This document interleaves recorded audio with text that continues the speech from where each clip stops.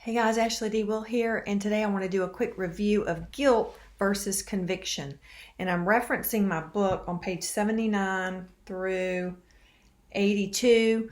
It's in my Journey Through the Cross, and I'm not going to go read the whole thing, but this is just a quick kind of review of kind of what I say there in different words, but basically the same point.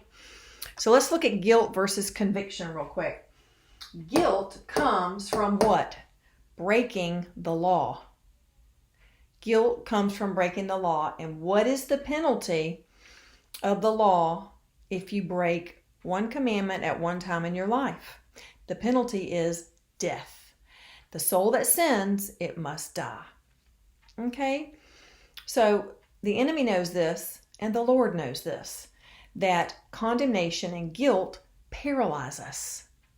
And so that's why the enemy attacks you with it all the time. And that's why the Lord has taken it away in his death and burial and resurrection. Okay, that's the big picture, bottom line.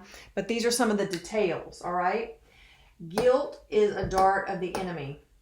He wants you to think you're under the law, that you can never please God, that God is angry with you, and that faith is wimpy and small, and the grace of God is just silly, that you have to earn your salvation. That's where this comes from. When you get a dart of guilt, you will feel accused. You will have a heavy burden on you. It's a heavy burden. You will feel shame. You will feel hopelessness. Your instinct will be that you will want to hide. You'll want to hide. And then you'll have a subconscious need to make penance. And you're going to feel that you deserve punishment. You will also, it is a dark experience. So you're going to feel like you're in the dark, and you're going to feel like you're all alone in this guilt that you can't get rid of. You're going to feel, it's going to be a discouraging experience. You may even fall into despair if you get repeated guilt darts and condemnation and accusation darts thrown at you. And it is one more chain thrown on you if you receive it. Okay? Now, think about that compared to this. The Holy Spirit sends conviction. Why doesn't the Holy Spirit send guilt? Because Hebrews 1:3 in the Amplified says that Jesus Christ has paid for all of our sin and all of our guilt. Okay? So if he's paid for it, he's not going to be nagging you about it. Holy Spirit sends conviction. What is conviction? Conviction is an invitation. It can be a strong invitation. It is a light burden, but it goes very deep. It can go very deep into your heart. And it brings a lot of hope. And with these three, it can come and it can bring tears. You can fall to your knees on the ground and be sobbing because of this feeling of conviction. All right? But it's different than guilt. It brings hope. It makes you want to follow the invitation, to RSVP the invitation. You feel accepted in this light burden invitation that's hopeful. You feel affirmed in it. It is full of light. So you don't feel these things over here that the guilt brings. You feel the presence of the defender, your defender, with you. See, you feel his presence. He's leading you in this, and you know it. And you feel defended and taken care of.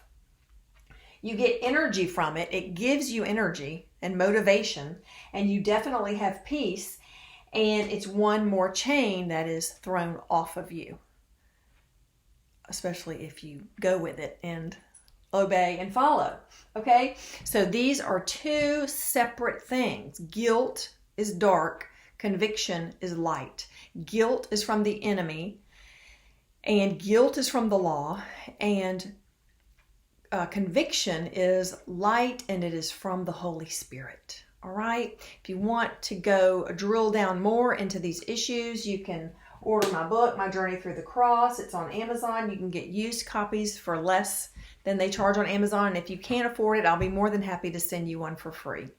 Okay, so I hope this is helpful and gives you a little insight into things so that you'll be able to judge these spirits that attack you, especially if you've been raised in a family that And I know a lot of people that have had this experience in their family of origin where the parents or the older siblings use guilt and manipulation to get the other people to do things. And so you get very familiar with these spirits and you think that it's the Lord sending the spirit, but you've got to really discern these spirits and take your territory and say, no, this spirit is not of the Lord.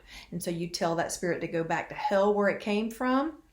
Use your authority in Jesus Christ, and then you welcome all the Holy Spirit convictions, and you keep your heart open to those convictions 24/7, 365. You are always open to Holy Spirit conviction, but you are guarded and have boundaries with these other spirits because they don't help you. They cause you not to do the will of God. They send you into the ditch or down into a hole, dark hole, and sometimes so many of them come, you're down there and you don't know how to get out. So I'm trying to help you to walk in the light. Okay, the light of Jesus Christ. So I hope this is helpful, and God bless you guys.